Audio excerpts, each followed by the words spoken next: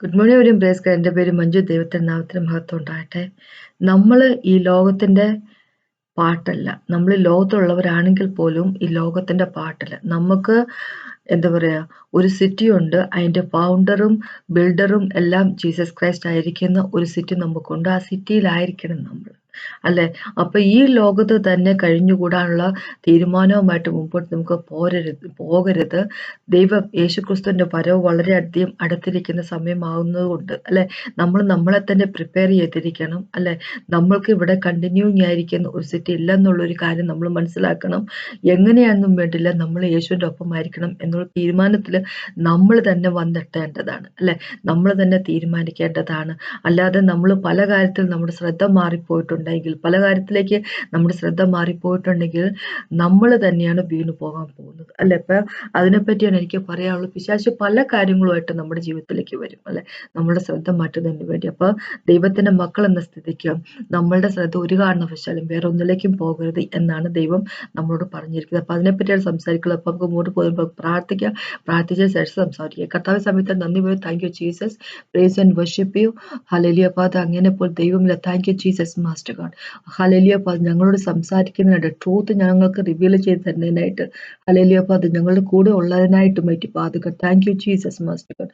Price and worship you majestic king. Thank you Lord God almighty master God. ഞങ്ങളുടെ കണ്ണുകളെ തുറക്കണമേ കർത്താവ്. ഞങ്ങൾക്ക് മനസ്സിലാക്കി തരണമേ കർത്താവേ.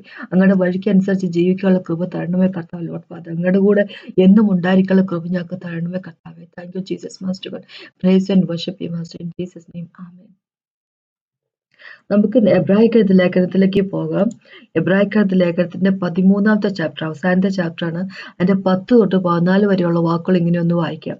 ഇങ്ങനെയാ പറഞ്ഞിരിക്കുന്നത്. എബ്രാഹിന്റെ 13ന്റെ 10 തൊട്ട് 14 വരെ, 13 14 വരെയുള്ള വാക്കുകൾ ഇങ്ങനെ പറഞ്ഞിരിക്കുന്നത്: കൂടാരത്തിൽ ശുശ്രൂഷിക്കുന്നവർക്ക് അഹോവൃത്തി കഴിപ്പൻ അവകാശമില്ലാത്തൊരു യാഗപീഠം നമുക്കുണ്ട്.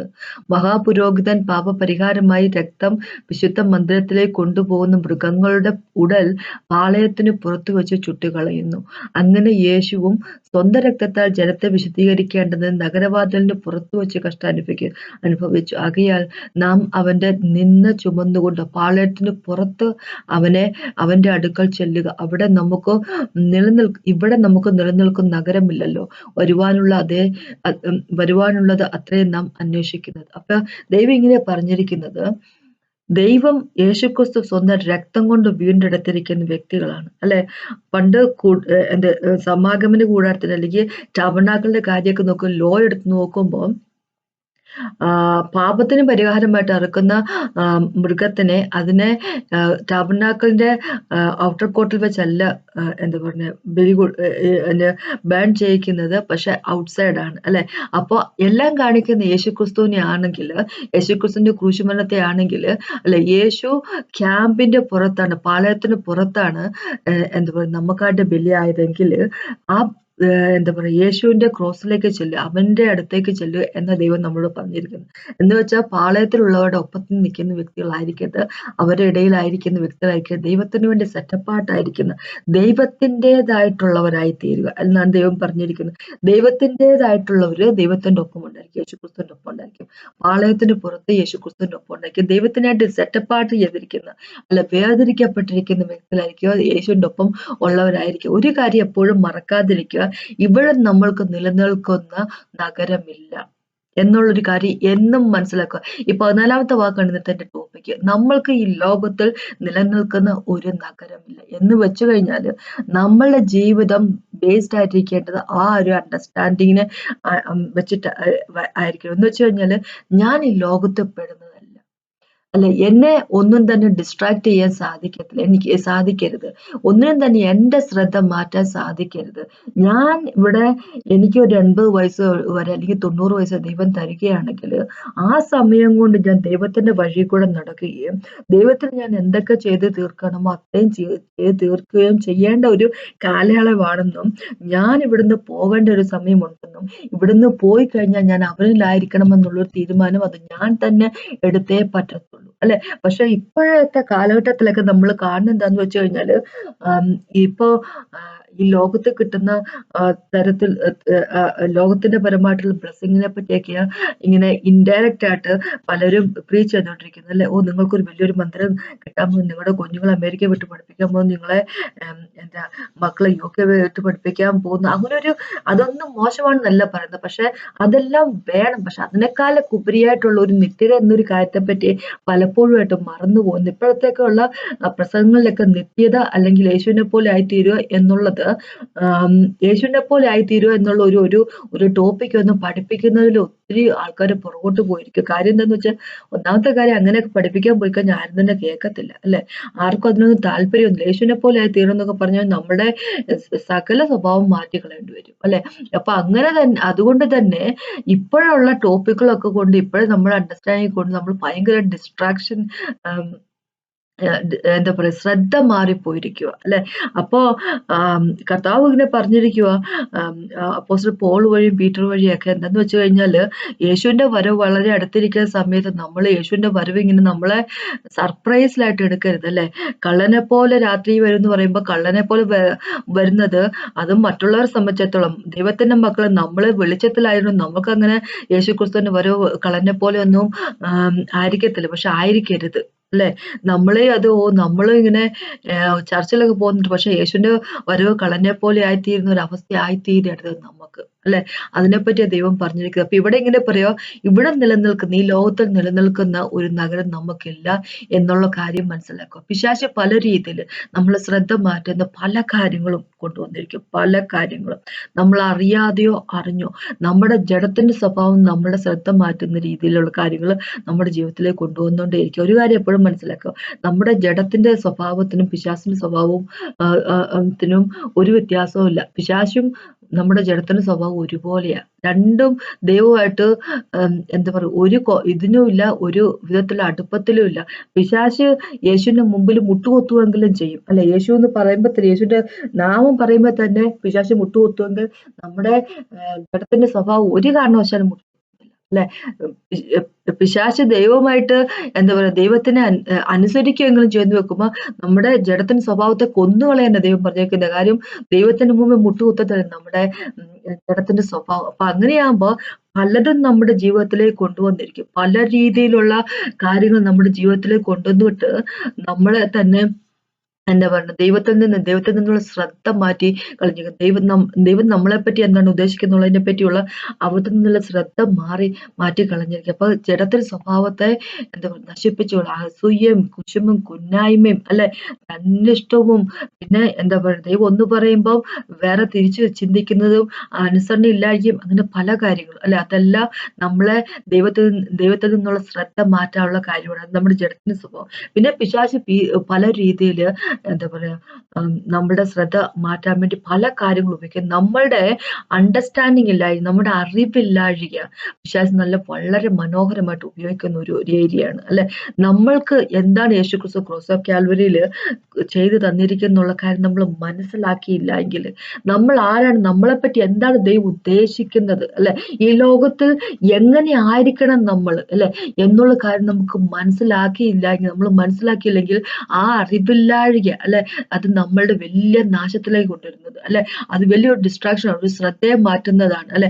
നമ്മളെ ശ്രദ്ധ മാറിപ്പോയിട്ട് നമ്മൾ വേറെ ട്രാക്കിൽ കൂടി ഓടും അല്ലെ, ഓപ്പോസിറ്റ് ഡയറക്ഷൻ നമ്മൾ ഓടും അല്ലെ.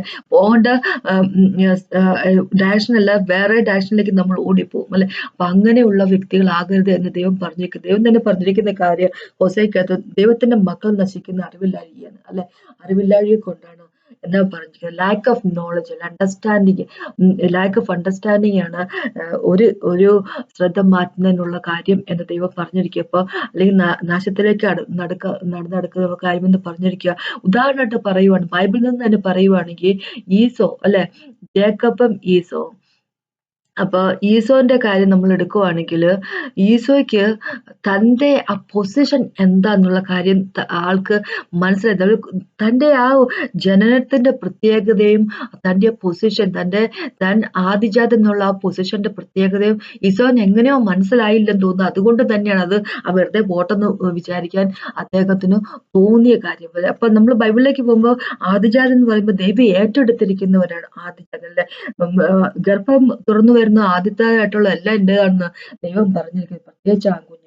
അപ്പൊ പിന്നെ അടുത്ത കാര്യം എന്താ വെച്ചാല്, ജൂതന്മാരുടെ ഇടയ്ക്കുള്ള അവരുടെ കസ്റ്റം അനുസരിച്ച് എങ്ങനെയാന്ന് വെച്ച് കഴിഞ്ഞാല്, ആദ്യജാതൻ എന്ന് പറഞ്ഞ ആ പുരുഷൻ അല്ല, അയാൾ വഴിയാണ് ആ കുടുംബത്തിന്റെ പേര് മുമ്പോട്ട് കൊണ്ടുപോകുന്നത്, അല്ലെ? പിതാവിന്റെ പേര് അറിയപ്പെടുന്നത് ആദിജാതനായിട്ടുള്ള മകൻ വഴിയാണ്. ആദിജാതനായിട്ടുള്ള മകന് ഇൻഹെറിറ്റൻസ് കൊടുക്കുമ്പോ, അവകാശം കൊടുക്കുമ്പോ 2 പോർഷന് കൊടുക്കുന്നത്, അല്ലെ? അതാണ് അവർക്ക്, അല്ലെ? അങ്ങനെയാണ് അവരെ കഷ്ടം അനുസരിച്ച്. അപ്പൊ അങ്ങനെയാകുമ്പോ ഐസക്കിനെ സംബന്ധിച്ചിടത്തോളം ഈസോയും ജേക്കബും ഉള്ളപ്പോ ഈസോ വഴി ആയിരിക്കണം ശരിക്കും പറഞ്ഞാൽ ഐസക്കിന്റെ പേര് നിലനിന്ന് പോകേണ്ടത്, അല്ലെ? പിന്നെ മെസ്സിയ ക്രൈസ്റ്റ് വരേണ്ടത് ഈസോ വഴി ആയിരുന്നല്ലോ. പക്ഷെ ഈസോനെ സംബന്ധിച്ചിടത്തോളം വലിയ അണ്ടർസ്റ്റാൻഡിങ് ഒന്നും ഇല്ലെന്ന് തോന്നുന്നു. അതുകൊണ്ട് തന്നെ അദ്ദേഹത്തിന് ഇതൊന്നും വലിയ കാര്യമൊന്നുമില്ലായിരുന്നു, അല്ലെ? അതുകൊണ്ടാണ് എബ്രായ ലേഖനത്തിലെ 12ാമത്തെ ചാപ്റ്റർ പറഞ്ഞേക്കുന്നത്, ഈസോനെ പോലെ ആകരുത് എന്ന് ദൈവം പറഞ്ഞേക്കുന്നു. ഒരു കഷ്ണം ബ്രെഡിന് വേണ്ടി തന്റെ ആദിജാതൻ എന്നുള്ള എന്താ പറയാ പൊസിഷൻ തന്നെ വേണ്ടെന്ന് വെച്ച വ്യക്തിയാണ് ഈസോ. അങ്ങനെ ഫൂളിഷ് ആയിട്ടിരിക്കുന്ന വ്യക്തികൾ നമ്മൾ ആകരുത് എന്ന് പറഞ്ഞിരിക്കുക. പിന്നെ ഈസോന് അത് വേണമെന്ന് തോന്നിയ സമയത്ത് അത് കിട്ടാൻ യാതൊരു മാർഗം ഉണ്ടായിരുന്നില്ല. അപ്പൊ നമ്മളുടെ ദൈവത്തിലുള്ള പൊസിഷൻ, അല്ലെ? നമ്മൾക്ക് വേണ്ടി ദൈവം കരുതിയിരിക്കുന്നത് അത്, അല്ലെ?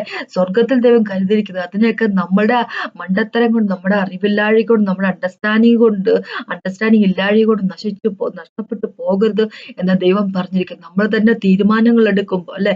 ബുദ്ധിയില്ലാതെ തീരുമാനങ്ങൾ എടുക്കുമ്പോൾ അത് എന്താ പറയാ പ്രശ്നങ്ങളിലേക്ക് നമ്മൾ കൊണ്ടുപോകത്തുള്ളൂ. ദൈവം നമ്മളോട് പറഞ്ഞിട്ടുണ്ട്, work out your salvation with fear and trembling എന്നാ പറഞ്ഞിരിക്കുന്നത്. ഭയത്തോടുകൂടി വിറയലോടും കൂടി നമ്മുടെ സാൽവേഷൻ നമ്മൾ വർക്ക്ഔട്ട് ചെയ്യണം എന്ന് പറഞ്ഞിരിക്കുന്നത്. എന്ന് വെച്ച് കഴിഞ്ഞാൽ ചില ആൾക്കാരെങ്കിലും പറയുന്ന കാര്യം, ഒരു പ്രാവശ്യം രക്ഷിക്കപ്പെട്ടാണ് പിന്നെ രക്ഷിക്കപ്പെട്ടതാണെന്ന് തന്നെ കംപ്ലീറ്റ് ആയിട്ട് പലരും പറയുന്നുണ്ട്. പക്ഷെ ഒരു കാര്യം മനസ്സിലാക്കുക, 1 പത്രോസിന് 1 ചാപ്റ്ററിലൊക്കെ പറഞ്ഞിരിക്കുന്ന സാൽവേഷൻ എന്ന് പറഞ്ഞാൽ അവസാനമാണ്, അല്ലെ? എന്ന് വെച്ച് കഴിഞ്ഞാൽ ഇപ്പൊ ഓരോ ദിവസം നടക്കുന്ന സാങ്ക്ടിഫിക്കേഷൻ, അല്ലെ? നമ്മളുടെ എങ്ങനെയല്ലേ പറഞ്ഞിരിക്കുന്നത്, എന്താ പറയുക, ഫിലിപ്പിയർക്ക് ലേഖനത്തിൽ 1 ചാപ്റ്ററിൽ ഇങ്ങനെ പറഞ്ഞിരിക്കുന്നത്, ഇംഗ്ലീഷ് ബൈബിൾ 6ാമത്തെ വാക്കാണത്. ഇങ്ങനെ പറഞ്ഞിരിക്കുന്നത്, പിതാവ് നമ്മുടെ ഉള്ളിൽ ഒരു വർക്ക് തുടങ്ങി കഴിഞ്ഞിരിക്കുന്നു, അല്ലെ? അത് യേശു വരുമ്പോ യേശുവിനെ പോലെ ആയി തീരുന്നോടം വരെ. എന്ന് വെച്ച് കഴിഞ്ഞാല് ആ വർക്ക് പിതാവിന് കണ്ടിന്യൂ ചെയ്യാൻ സാധിക്കുന്ന എപ്പോഴാന്ന് വെച്ച് കഴിഞ്ഞാൽ നമ്മള് അവന്റെ കയ്യിലേക്ക് പിതാവിന്റെ കയ്യിലേക്ക് അവനല്ല പിതാവിന്റെ കയ്യിലേക്ക് നമ്മളെ തന്നെ ഏൽപ്പിച്ചു കൊടുത്തുകൊണ്ട് പിതാവിന്റെ ഇഷ്ടത്തിന് പ്രകാരം നമ്മളൊരു ജീവിതം ജീവിക്കുമ്പോഴാണ് പിതാവിന് താൻ ഏറ്റെടുത്തിരിക്കുന്ന വർക്ക് പൂർത്തിയാക്കാൻ സാധിക്കുന്നത്. അതിലല്ല എന്റെ ഇടയ്ക്ക് വെച്ചിട്ട് എനിക്ക് ഇതിലൊന്നും വലിയ താല്പര്യമില്ലെന്നുള്ള ഒരു മട്ടില് ഇറങ്ങി ഒരു പോക്ക് പോയി കഴിഞ്ഞാൽ പിതാവിനൊന്നും ചെയ്യാൻ പറ്റത്തില്ല, അല്ലെ? പിതാവ് ഒന്ന് ഓടിച്ചിട്ട് നമ്മളെ ആരെയും പിടിച്ച് യേശുവിനെ പോലെ ആക്കത്തൊന്നുമില്ല, അല്ലെ? ലീവില് നമുക്ക് തന്നിട്ടുണ്ട്. അപ്പൊ നമ്മള് കെയർഫുൾ ആയിരിക്കണം എന്ന് ചുരുക്കം, അല്ലെ? പിന്നെ രണ്ടാമത്തെ ഒരു ശ്രദ്ധ തിരിക്കുന്ന കാര്യം എന്താന്ന് വെച്ച് കഴിഞ്ഞാല്, നമ്മളുടെ തിരക്ക് ഭയങ്കര തിരക്കാ ആൾക്കാർക്ക്, അല്ലെ? നേരത്തെ കാലത്തൊന്നും കാറുമില്ല, ഒന്നുമില്ല, നടന്ന സ്ഥലങ്ങളിൽ പോയിക്കൊണ്ടിരുന്ന ആൾക്കാർ. യേശുക്രിസ്തുവിന്റെ ഒക്കെ സമയത്തിന് യേശുവൊക്കെ നടന്ന് പോയിക്കൊണ്ട്, എന്നാലും പിതാവുമായിട്ടൊക്കെ ഇരിക്കാൻ സമയം ഇഷ്ടം പോലെ ഉണ്ടായിരുന്നു, അല്ലെ? അപ്പോസ്തലന്മാര് ഇപ്പൊ പോളൊക്കെ ഒരു സ്ഥലത്ത് നിന്ന് വേറെ സ്ഥലത്തേക്ക് അവർ യാത്ര ചെയ്തുകൊണ്ട് കപ്പലില് യാത്ര ചെയ്യുന്നത്. ഇന്നത്തെ അത്രയ്ക്ക് ഒരു സൗകര്യവും ഇല്ലായിരുന്നിട്ടും പോലും അവര് ഒരു സ്ഥലത്ത് നിന്ന് വേറൊരു സ്ഥലത്തേക്കൊക്കെ പോയിട്ട് അവരുടെ വർക്ക് അവര് ഫിനിഷ് ചെയ്യുന്നു, ഗോസ്പൽ ഷെയർ ചെയ്യുന്ന കാര്യം അവര് ഫിനിഷ് ചെയ്യുന്നു. പക്ഷെ ഇന്ന് കാറുണ്ട്, ട്രെയിൻ ഉണ്ട്, ബസ്സുണ്ട്, എന്താ പറയാ കാറുകളില്ലാത്ത വീടില്ലല്ലേ, ഫ്ലൈറ്റ് ഉണ്ട് എന്നൊക്കെ പറഞ്ഞിട്ടും കാര്യം നമുക്ക് ഒന്നിനും സമയമില്ല. ഇപ്പൊ കമ്പ്യൂട്ടറും മൊബൈലും നമ്മുടെ കൈ കിട്ടിയതിനു ശേഷം നമുക്ക് ഒന്നിനും സമയമില്ല. എപ്പോഴും റീല് കണ്ടോണ്ടിരിക്കുന്ന സമയം ആൾക്കാർക്കല്ലേ. അപ്പൊ അങ്ങനെ ഒരു അവസ്ഥയിലേക്ക് മാറിയിരിക്കും. അതുകൊണ്ട് തന്നെ സമയമില്ലാഴിക തിരക്കോട് തിരക്ക്. ചില ആൾക്കാർക്ക് സമയമില്ലാഴിക, ചില ആൾക്കാർക്ക് ജോലിയാന്ന് പറഞ്ഞ് ജോലിയോട് ജോലി, പണിയോട് പണി, അങ്ങനെയായിട്ട് ദൈവത്തിന്റെ ഒപ്പം ഇരിക്കാൻ ഒന്നിനും സമയമില്ല. മാർത്തേന്റെ ഒരു സ്റ്റൈലാ, അല്ലെ? മാർത്തേന്റെ ഒരു സ്റ്റൈലിലേക്ക് നമ്മൾ മാറിക്കൊണ്ടിരിക്കും. മാർത്തേനും മേരിയെ പറ്റി നമുക്കറിയാമല്ലോ, അല്ലെ? ലൂക്കോസിന്റെ 10ാമത്തെ ചാപ്റ്റർ പറഞ്ഞിരിക്കുന്ന കാര്യം, യേശു വരുമ്പോഴൊക്കെ മേരി എന്ത് ചെയ്യുന്നു വെച്ചാൽ യേശുവിന്റെ കാൽക്കീഴിലിരുന്ന് യേശു പറയുന്നത് കേൾക്കാൻ പഠിക്കാനും താല്പര്യം കാണിക്കും. മാർത്ത അകപ്പാട് ഓടി നടന്ന്, അല്ലെ, സെർവ് ചെയ്യുന്നതിന്റെ വിളമ്പുന്നതിന്റെ ഒരു ബഹളം. പക്ഷെ അത് ചെയ്യണം ദൈവം പറയുന്നില്ല. പക്ഷെ ദൈവം ഇങ്ങനെ യേശുക്രിസ്തു ഇങ്ങനെ പറഞ്ഞു, നീ പല കാര്യത്തില് ഡിസ്ട്രാക്റ്റഡ് ആണെന്ന് പറഞ്ഞിരിക്കുക. നമ്മൾ നമ്മുടെ വീട്ടിൽ പണി ചെയ്യരുത് എന്നല്ല പറയുന്നത്, അതെല്ലാം വേണം. പക്ഷെ അതിനേക്കാളൊക്കെ ഉപരിയായിട്ട് വേണ്ടത് ദൈവത്തിന്റെ ഒപ്പമുള്ള ഒരു ജീവിതം, അതിനെപ്പറ്റിയാ പറഞ്ഞിരിക്കുന്നത്. അല്ലെ? അപ്പോൾ നമ്മളുടെ ശ്രദ്ധ മാറ്റാനായിട്ട് പല കാര്യങ്ങളുണ്ട്. പിശാച് നമ്മുടെ ഈ ജീവിതം അല്ലെ, എന്ന് വെച്ചാൽ ഈ ബിസി ആയിട്ടുള്ള ജീവിതം അത് വളരെയധികം ഉപയോഗിക്കും അല്ലെ? നമ്മള് ബിസി ആയിട്ട് നടക്കുമ്പോൾ നമ്മൾ പോലും വിചാരിക്കത്തില്ല, ദൈവം ഇതൊരു എന്റെ ശ്രദ്ധ മാറിപ്പോകുന്നതാണല്ലോ, ദൈവത്തിൽ നിന്നുള്ള എന്റെ ശ്രദ്ധ മാറിപ്പോകുന്നത്. അപ്പൊ എന്താ പറ്റുന്ന വെച്ച് കഴിഞ്ഞാല് നമ്മളെ തന്നെ അങ്ങ് ഡിപ്പെൻഡ് ചെയ്യും അല്ലെ? നമ്മൾ കണ്ടവൻ നമ്മളെ തന്നെ അങ്ങ് ഡിപ്പെൻഡ് ചെയ്യും. നമ്മളങ്ങ് ബിസി ആയി കഴിയുമ്പോഴേക്കും ദൈവത്തിലുള്ള ഡിപ്പെൻഡൻസി അങ്ങ് കുറയും അല്ലെ?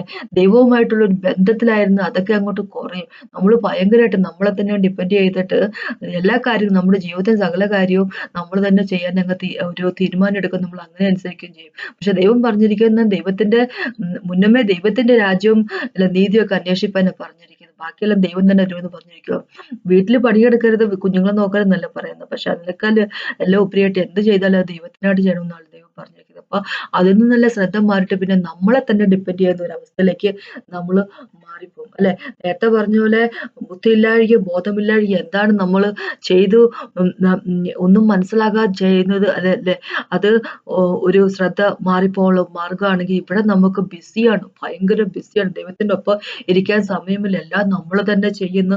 നമ്മുടെ ഇഷ്ടത്തിൻ പ്രകാരം നമ്മുടെ സ്ട്രെങ്ത് കൊണ്ട്, നമ്മുടെ ശക്തി കൊണ്ട് എല്ലാ കാര്യങ്ങളും നമ്മൾ ചെയ്തെടുക്കാൻ ശ്രമിക്കുന്നു. അപ്പൊ അങ്ങനെയാകുമ്പോൾ പരാജയപ്പെട്ട് കഴിയുമ്പോൾ പിന്നെ ആകപ്പാടെ വെപ്രാളം, പരവേശം അങ്ങനെയായിട്ട് നടക്കുക. ജീവിതം ഇങ്ങനെ എന്താ പറയാ, മൽപിടുത്തമാണ് നമുക്ക് അല്ലെ? മൽപിടുത്തത്തോട് മൽപിടുത്തം. അങ്ങനെ എങ്ങനെയെങ്കിലും ജീവിച്ചു കൂട്ടാൻ നമ്മളൊന്ന് പാടുപെടുന്നു. അങ്ങനെ ഒരു അവസ്ഥയിലേക്ക് നമ്മൾ ആയിപ്പോകുന്നു. എന്ത് പറ്റിയെന്ന് വെച്ചാൽ ദൈവത്തിന്റെ രാജ്യം ഈ ലോകത്തിലേക്ക് കൊണ്ടുവരാൻ വേണ്ടിയാണ് നമ്മളെ അപ്പോയിന്റ് ചെയ്തിരിക്കുന്നത് ഈ ലോകത്ത്. അപ്പൊ അതിനൊന്നും സമയമില്ലാതെ നമ്മളെ കാര്യം തന്നെ നോക്കി തീർക്കാൻ സമയം കിട്ടുന്നില്ല അല്ലെ? അങ്ങനെയൊക്കെ പറയുന്ന ആൾക്കാർ എത്രമാത്രം പേര്, നമ്മൾ തന്നെ പറയുന്നവരല്ലേ, എനിക്ക് എന്റെ കാര്യം പോലും നോക്കി തീർക്കാൻ സമയമില്ല എന്നൊക്കെ പറയുന്നില്ലേ? നമ്മളൊക്കെ പറയുന്നില്ലേ? അപ്പൊ അങ്ങനെ ഒരു അവസ്ഥയിലേക്ക് നമ്മൾ ആയിപ്പോകുന്നു. ഇതെല്ലാം പിശാചിന്റെ പദ്ധതിയാണ്. നമ്മൾ എങ്ങനെയെങ്കിലും വീണു പോകുന്നു. അപ്പൊ ഇതൊക്കെ നമ്മള് നോക്കുമ്പോ ഇതൊരു തെറ്റായിട്ട് പോലും നമുക്ക് തോന്നത്തില്ല അല്ലെ? നമ്മള് കുടുംബത്തിലെ കാര്യങ്ങളും നമ്മളുടെ കുഞ്ഞുങ്ങളുടെ കാര്യങ്ങളും ആ കാര്യം ഈ കാര്യങ്ങളും എല്ലാം ഇങ്ങനെ അതിന്റെ എല്ലാം ഒരു പിരിമുറുക്കത്തിൽ ഇതെല്ലാം ഇങ്ങനെ ചെയ്ത് നടക്കുന്ന സമയത്ത് നമുക്ക് ഒരിക്കൽ പോലും തോന്നത്തില്ല ഇതൊന്നും ദൈവത്തിൽ നിന്നുള്ള നമ്മളെ മാറ്റിക്കൊണ്ട് പോകുന്ന ഘടകങ്ങളാണെന്നൊന്നും നമുക്ക് ഒരിക്കൽ പോലും തോന്നത്തില്ല. അതാണ് പിശാച് നമ്മളെക്കൊണ്ട് എന്താ പറയാ, നമ്മുടെ ജീവിതത്തിൽ ചെയ്യുന്നൊരു കാര്യം അല്ലെ? മാർത്തകളാക്കി നമ്മളെ മാറ്റുക എന്നുള്ളതാ. മേരികളാക്കി മാറ്റുക എന്നുള്ള ദൈവത്തിന്റെ ഇഷ്ടം നമ്മളെ പറ്റിയുള്ളത്. പക്ഷെ മാർത്തകളാക്കി മാറ്റുക എന്നുള്ള പിശാചിന്റെ ഇഷ്ടം നമ്മളെ പറ്റിയുള്ളത്. എന്ന് വെച്ച് കഴിഞ്ഞാല് തിരക്കോട് തിരക്ക്, ദൈവത്തിന്റെ അടുത്തിരിക്കാൻ പോലും സമയമില്ലാത്തൊരവസ്ഥ. പിന്നെ നേരത്തെ ഞാൻ പറഞ്ഞ പോലെ നമ്മുടെ ജഡത്തിന്റെ സ്വഭാവം അത് അല്ല, പിശാച് നമ്മുടെ ജഡത്തിന്റെ സ്വഭാവത്തില് ഇങ്ങനെ ജീവിച്ചു പോകുമ്പോൾ നമ്മുടെ അഹങ്കാരവും കാര്യങ്ങളും ഒക്കെ ആയിട്ട് ഇങ്ങനെ നമ്മൾ ജീവിച്ചു പോകുമ്പോൾ ഉണ്ടല്ലോ, പിശാച് ഒന്നും ചെയ്യത്തില്ല. പിശാച് ഇങ്ങനെ സൈഡിലേക്ക് മാറി നിന്ന് നോക്കി കണ്ട് സുഖിക്കും. കാരണം എന്ന് വെച്ചാല് ഒരു വ്യക്തി തന്റെ ജഡത്തിന്റെ സ്വഭാവത്തിൽ ഇങ്ങനെ ജീവിച്ചു പോകുന്നവരാണെങ്കിൽ, അതാണ് അവരുടെ സ്വഭാവമെങ്കിൽ എന്ത് പറ്റുമെന്ന് വെച്ച് കഴിഞ്ഞാല് അവര് തന്നെ നശിച്ചു പൊക്കോളും അല്ലെ? പിശാച് ഒന്നും ചെയ്യേണ്ട കാര്യമില്ല. ദൈവത്തിന്റെ മക്കളെ നശിപ്പിക്കാൻ വേണ്ടി നടക്കുന്നവരാണ് പിശാചെങ്കില്, ദൈവത്തിന്റെ മക്കളിൽ ആർക്കെങ്കിലും ജഡത്തിന്റെ സ്വഭാവം ഉണ്ടെങ്കിൽ പിശാച് അവരെ മൈൻഡ് പോലും ചെയ്യാൻ പറ്റത്തില്ല. കാരണം ആ ജഡത്തിന്റെ സ്വഭാവത്തില് ദൈവത്തിന്റെ മക്കളെ നശിച്ചോളും അല്ലെ? അപ്പൊ അങ്ങനെ പല കാര്യങ്ങളും നമ്മുടെ ശ്രദ്ധ മാറ്റുന്ന കാര്യങ്ങൾ. അപ്പൊ എന്താ പറയാ, അങ്ങനെ തന്നെ എന്ത് പറ്റുമെന്ന് വെച്ച് കഴിഞ്ഞാല് നമ്മള് പോലും അറിയാതെ ഈ ലോകത്ത് തന്നെ നമുക്ക് സ്ഥിരമായിട്ട് ജീവിക്കണം എന്നൊരു മൈൻഡ് സെറ്റപ്പിലേക്ക് നമ്മൾ അങ്ങ് ആയി പോവുക. എന്ന് വെച്ച് കഴിഞ്ഞാൽ നമ്മള് യേശു വരുന്നുണ്ടെന്നോ യേശുവിന്റെ ഒപ്പം ആയിരിക്കണമെന്നോ ഉള്ള ആ തീരുമാനത്തിൽ നിന്നൊക്കെ നമ്മൾ തന്നെ ശ്രദ്ധ മാറിപ്പോവുക ചെയ്യുന്നത് അല്ലെ? നമ്മുടെ ശ്രദ്ധ മാറിപ്പോവുക ചെയ്യുന്നു. അപ്പൊ നമ്മൾ അതിനെപ്പറ്റി നമ്മൾ ഓർക്കത്തില്ല. അങ്ങനെയാണ് ദൈവം അതുകൊണ്ടാണ് ദൈവം ഇവിടെ എടുത്തു പറയുന്നത്. എന്താന്ന് വെച്ച് കഴിഞ്ഞാല് ഫോക്കസ് ചെയ്യണം. എന്ന് ദൈവം പറയുന്നതിന്റെ കാര്യം ഇതാ. നിങ്ങൾ ഫോക്കസ് ചെയ്തേ പറ്റത്തുള്ളൂ അല്ലെ? നിങ്ങളുടെ ശ്രദ്ധ മാറിപ്പോകരുത്. നിങ്ങൾ എൻ്റെ കൂടെ ആയിരിക്കണം എന്നുള്ളതിനെ പറ്റി അല്ലെ, എൻ്റെ കൂടെ അല്ല ദൈവത്തിന്റെ ഒപ്പം ആയിരിക്കണം എന്നുള്ളതിനെ പറ്റി ദൈവം പറയും. നമുക്കിവിടെ നഗരമില്ല. ഈ ലോകത്തില് പെട്ടവരല്ല നമ്മൾ. ഇവിടെ തന്നെ നിന്ന് തീരാനുള്ള കാര്യമല്ലത് എന്നൊന്നും, യേശുവിന്റെ വരവടുത്തിരിക്കുന്ന കാര്യം മറന്നു പോകരുത് ദൈവം നമ്മളെ കൂടെ ഓർപ്പിക്കുന്നതിന്റെ കാര്യം. വരാനിരിക്കുന്ന ആ മഹാനഗരത്തില് നമ്മൾ ഉണ്ടായിരിക്കണം അല്ലെ? എബ്രഹാം അപ്പൊ എബ്രഹാമിനെ എന്താ പറയണേ, പിന്നെ വേറൊരു കാര്യം, എബ്രഹാമിന്റെ കാര്യം പറഞ്ഞുകൊണ്ട് തന്നെ വേറൊരു കാര്യം പറയട്ടെ. നമ്മുടെ ശ്രദ്ധ തിരിക്കാൻ വേണ്ടി പിശാച് നമ്മുടെ കൂട്ടത്തിൽ നിൽക്കുന്ന ആൾക്കാരെയും കൂടെ ഉപയോഗിച്ചുകൊണ്ടിരിക്കും. എന്ന് വെച്ച് കഴിഞ്ഞാൽ എബ്രഹാമിന്റെ സാറിന്റെ കാര്യം ഒന്ന് ഓർത്തു നോക്കിയേ. സാറയ്ക്ക് വന്നൊരു ഒരു ബുദ്ധി അല്ലെ, ഹാഗറിനെ എബ്രഹാമിനെ കൊണ്ട് കല്യാണം കഴിപ്പിക്കണമെന്ന്. കുഞ്ഞ് ജനിക്കും എന്നുള്ളത് ദൈവത്തിന്റെ അരുളപ്പാട്, ദൈവത്തിന്റെ ഹിതം എബ്രഹാമിനെ പറ്റിയുള്ളൂ. പക്ഷെ സാറ വിചാരിച്ചു, എനിക്ക് ഇത്രയും പ്രായമായല്ലോ, എബ്രഹാമിനും പ്രായമൊക്കെ ആയി വരുമോ, ഇനി ശരിയാവും തോന്നുന്നില്ല, എന്നാ പിന്നെ ഹാഗറിനെ എങ്ങാനും കല്യാണം കഴിച്ച് നോക്കട്ടെ എന്ന് വെച്ചിട്ട് എബ്രഹാം സാറേന്റെ വാക്ക് കേൾക്കാൻ പോയതുകൊണ്ടാണ് ഇസ്മായേൽ ജനിച്ചത് അല്ലെ. അപ്പൊ അങ്ങനെയുള്ള ഡിസ്ട്രാക്ഷൻ അത് ഒന്നോർത്ത്, പക്ഷെ ദൈവം കൃപയുള്ളവനായിരുന്നു അല്ലെ. എബ്രഹാമിന്റെ ശ്രദ്ധ മാറിപ്പോയിട്ടും കൂടെ പക്ഷേ പിന്നെയും വന്ന് 17ാമത്തെ ചാപ്റ്റർ ജനസിസിന്റെ അകത്ത്, ഉൽപ്പത്തിക്കകത്ത് ദൈവം പിന്നെയും തിരിച്ചു വന്ന് എബ്രഹാമുമായിട്ട് പിന്നെ കവനന്റ് വെക്കുക. അതിനൊരു കൃപ ദൈവം കാണിച്ചു, മനസ്സ് ദൈവം കാണിച്ചു അല്ലെ. ഐസക്ക് വഴിയാണ് പ്രോമിസ് നിറവേറ്റാൻ പോകുന്നത്, ഇസ്മായിൽ വഴി ഉള്ളെന്നുള്ള കാര്യം ദൈവം കാണിച്ചു അല്ലെ. അപ്പോ പല രീതിയിലും നമ്മുടെ ശ്രദ്ധ മാറിപ്പോകും, പല രീതിയിലും അല്ലെ. ഓർത്തിരിക്കുക, ശ്രദ്ധ മാറാനുള്ള ഒരു അതൊന്നും നമ്മുടെ അങ്ങനെയുള്ള എന്തെങ്കിലും കാര്യം നമ്മുടെ ജീവിതത്തിലേക്ക് വരുമ്പോഴേക്ക് അത് മനസ്സിലാക്കാനുള്ള ബുദ്ധി തരണമെന്ന് ദൈവത്തോട് പ്രാർത്ഥിക്കുക അല്ലെ. വരാതിരിക്കത്തില്ല, ടെംപ്റ്റേഷൻ ഉണ്ടാകാതിരിക്കത്തില്ല. പക്ഷെ അവിടെ പിടിച്ചു നിൽക്കുന്നതിലാണ് നമ്മുടെ എന്താ പറയാ, നമ്മളുടെ നേട്ടം എന്ന് പറയുന്നത് അല്ലെ. അപ്പോ ഒരു കാര്യം മനസ്സിലാക്കുക, എബ്രഹാം ഇപ്പൊ ഇങ്ങനെ ഹാഗറിന്റെ കാര്യത്തിൽ അത് തെറ്റ് പറ്റിപ്പോയെങ്കിൽ പോലും, പക്ഷെ എബ്രഹാം ഒരു കാര്യം മനസ്സിലായി അല്ലെ. കനാനിൽ വന്നതിന് ശേഷവും എബ്രഹാം കനാനിൽ തന്നെ സെറ്റിൽ ചെയ്യാൻ വേണ്ടി എബ്രഹാമിന് താല്പര്യം ഉണ്ടായിരുന്നില്ല. കാരണം എബ്രഹാമിന് അറിയാമായിരുന്നു, ഈ കാണുന്ന സ്ഥലമൊന്നും അല്ല എന്റെ സ്ഥലം, എനിക്ക് വേറൊരു സ്ഥലമുണ്ടെന്നും, ദൈവം ബിൽഡർ ആയിരിക്കും, ദൈവം ഫൗണ്ടേഷൻ ഇട്ടിരിക്കുന്ന, ദൈവം തന്നെ ഫൗണ്ടേഷൻ ആയിരിക്കുന്ന ആ സിറ്റി അല്ലെ, ആ സിറ്റിയിൽ എനിക്കും പാട്ടായിരിക്കണം എന്ന് എബ്രഹാമിന് ആഗ്രഹം ഉണ്ടായിരുന്നു അല്ലെ. അപ്പോ എബ്രഹാം അതിനായിട്ട് ശ്രമിച്ചു എന്ന് പറഞ്ഞ പോലെ ആയിരിക്കണം നമ്മൾ അല്ലെ. അപ്പൊ അതിനെപ്പറ്റിയാ ദൈവം നമ്മളോട് പറയുന്നത്, ഡിസ്ട്രാക്റ്റഡ് ആയി പോകരുത് അല്ലെ, ഡിസ്ട്രാക്റ്റഡ് ആയി പോകരുത്, ശ്രദ്ധ മാറിപ്പോകരുത്, ദൈവത്തിന്റെ മുഖത്ത് തന്നെ ആയിരിക്കട്ടെ കാണുന്നത്. നമ്മളെ ദൈവത്തിൽ നിന്ന് ഇനി ഒരു കാര്യം എപ്പോഴും മനസ്സിലാക്കുക, പിശാച് പ്രത്യേകിച്ച് ഒന്നും നമ്മുടെ ജീവിതത്തിൽ ചെയ്യണ്ട. എന്തെങ്കിലും ഒരു ചെറുതാണെങ്കിൽ പോലും ഒരു ഡിസ്ട്രാക്ഷൻ, ഒരു ശ്രദ്ധ മാറ്റുന്ന കാര്യം, ചെറുത് കാര്യമിട്ട് തന്നാൽ മതി, നമ്മൾ തന്നെ പിന്നെ ആ വഴി കൂടെ അങ്ങ് ഒഴുകി പൊക്കോളും അല്ലെ. അത് അവര് നല്ല കൃത്യമായിട്ട് അറിയാം അല്ലെ, നമ്മൾ കൃത്യമായിട്ട് അറിയാം. ഒരു കാര്യം, ഒരു പ്രീച്ചർ ഇങ്ങനെ ഒരു പാസ്റ്റർ ഇങ്ങനെ പ്രീച്ച് ചെയ്ത് ഞാൻ കേട്ടിരിക്കുന്ന ഒരു വാക്കായിരുന്നു, നമ്മള് ജൂഡാസിനെ പോലെ യേശുക്രിസ്തുവിനെ തള്ളിക്കളയുന്ന വ്യക്തികളല്ല എങ്കിൽ ആ ഒരു വർക്ക് നമ്മുടെ ജീവിതത്തിൽ പിശാചിന് കൊണ്ടുവരാൻ സാധിക്കത്തില്ല. എന്ന് വെച്ചാൽ നമ്മളെ കൊണ്ട് യേശുക്രിസ്തുവിനെ തള്ളിക്കളയിപ്പിക്കാൻ പിശാചിനെ കൊണ്ട് സാധിക്കത്തില്ലെങ്കിൽ അവൻ എന്ത് ചെയ്യുന്നു വെച്ചാൽ നമ്മളെ മാർത്തമാരെ പോലെ ആക്കി തീർക്കും. എന്ന് വെച്ച് കഴിഞ്ഞാല് നമ്മളെ ഇങ്ങനെ ഇട്ട് എന്താ പറയാ, തിരക്കിന്റെ ഇടയിൽ അത്തും ഇത്തും മറ്റൊരും മറിച്ചൊരുമായിട്ട് നമ്മളങ്ങോട്ട് ആകപ്പാടെ തിരക്കായിട്ട് ദൈവത്തിന്റെ അടുത്ത് പോയിരിക്കാനോ പ്രാർത്ഥിക്കാനോ ബൈബിള് വായിക്കാനോ ചിലപ്പോൾ ചർച്ചിൽ പോലും പോകാനോ സമയമില്ലാത്ത രീതിയിലേക്ക് നമ്മളെ ആക്കി മാറ്റിയിരിക്കും. നമ്മളെ തന്നെ ഡിപ്പെൻഡ് ചെയ്തുകൊണ്ടൊരു ജീവിതത്തിലേക്ക് നമ്മളെ തന്നെ ആക്കി മാറ്റിയിരിക്കും. അങ്ങനെ ഒരു അവസ്ഥയിലേക്ക് നമ്മളായിട്ട് പോകാതിരിക്കുക. അതിനെപ്പറ്റിയാണ് എനിക്ക് പറയാനുള്ളത്. ദിവസങ്ങൾ വളരെ കുറച്ചേ ഉള്ളൂ നമ്മുടെ മുമ്പിൽ നിന്ന് എപ്പോഴും മനസ്സിലാക്കുക. അപ്പം കൊണ്ട് പ്രാർത്ഥിച്ചുകൊണ്ട് നിർത്താം. കർത്താവേ, ഈ സമയത്തായിട്ട് നന്ദി പറയുന്നു കർത്താവേ. Thank you Jesus master God. Thank U എൻ്റെ പ്രേസ് യു മൈറ്റി ഫാദർ. കർത്താവേ, ഞങ്ങളുടെ ശ്രദ്ധ മാറിപ്പോകാതിരിക്കട്ടെ, ഞങ്ങളുടെ ശ്രദ്ധ എന്നും അങ്ങിൽ മാത്രമായിരിക്കട്ടെ കർത്താവേ. ഈ ലോകത്തുള്ള ഒരു കാര്യത്തെപ്പറ്റി ഓർത്ത് ഞങ്ങൾ ബോധർ ചെയ്യാതെ കർത്താവ് കൊടുമാറ്റി എന്നും അങ്ങിലേക്ക് മാത്രം നോക്കിക്കൊണ്ടിരിക്കട്ടെ. Praise you and worship you master. യേശു നാമത്തിന് ആമേൻ. എല്ലാ മഹത്വം അങ്ങേക്ക് തന്നെ വരട്ടെ. യേശു നാമത്തിന് ആമേൻ. ഇത് കേട്ടെന്ന് തന്നെ ദൈവത്തെ മാത്രം